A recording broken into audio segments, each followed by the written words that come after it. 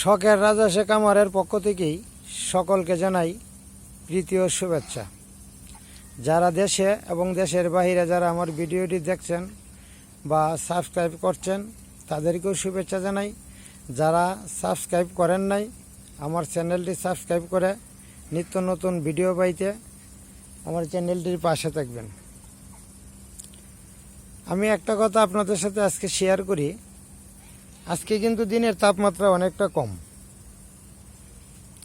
যদি দিনের তাপমাত্রা কম থাকে কি করণীয় এবং যদি তাপমাত্রা বেশি থাকে তাহলে কি করণীয়। আমার এই খামারটি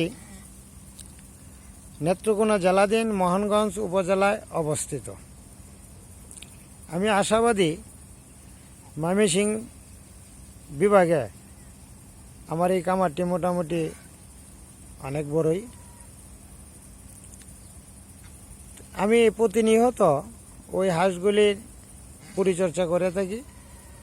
আমার একজন লোক আছে রাখাল, সে হাঁসগুলি মাঠে নিয়ে যায় এবং সারা দিন কি রুটিনে চলবে ওইটা আমি বলে থাকি। আর আমি পরিচর্যার কাছে সর্বক্ষণই নিয়োজিত থাকি। দিন যদি ঠান্ডা থাকে দানাদার খাদ্যের পরিমাণটা একটু বেশি পরিমাণে দিতে পারেন।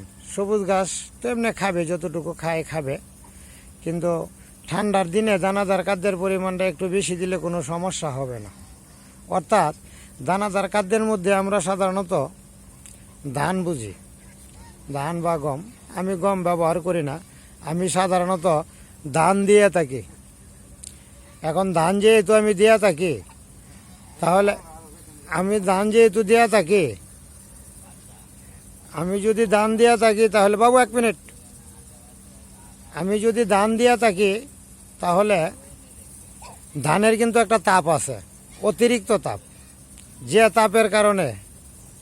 তাপের কারণে আপনার গরম বেশি পড়বে, অর্থাৎ তাদের শরীরে একটা জ্বালাপোড়া ভাব সৃষ্টি হবে। এই সৃষ্টি হওয়ার জন্য অতিরিক্ত গরমের সময় আপনি একটা স্যালাইন 10 কেজি পানিতে একটা স্যালাইন, 20 কেজি পানিতে 2টা, 30 কেজিতে 3টা, অর্থাৎ 10 কেজিতে একটা স্যালাইন গুলে আপনি প্রতিদিন দিতে পারেন। অর্থাৎ 25টা হাঁসের জন্য 10 কেজি, 25টা হাঁসের জন্য 10 কেজি, যতগুলো হাঁস থাকে 25টা হাঁসের জন্য একটা স্যালাইন আপনি পানিতে গুলে তাদেরকে দিয়ে দিবেন। তাহলে সারা রাত্র তারা গরম উপভোগ করবে না এবং কোনো স্ট্রোক রোগ বা প্যারালাইসিস, 2 পা অবশ হয়ে যায়, এটা হবে না, বা শারীরিক শক্তি বৃদ্ধি পাবে। আর যদি দিন ঠান্ডা থাকে তাহলে আপনি দানাদার খাদ্যটা বেশি পরিমাণে দিবেন, কোনো সমস্যা হবে না, গরম লাগবে না এবং আপনার ওই সবুজ ঘাস যতটুকু খাবে স্যালাইনের কোনো প্রয়োজন হবে না।